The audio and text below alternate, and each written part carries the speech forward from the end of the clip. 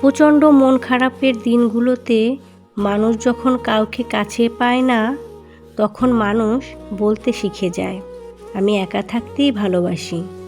মূলত কেউই একা থাকতে পারে না, একা বাঁচতে পারে না।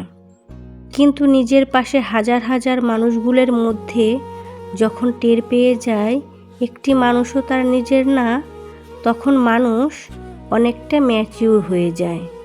তখন মানুষ বলতে শিখে যায়, আমি একা বাঁচতে পারি, আমি একা থাকতে পারি।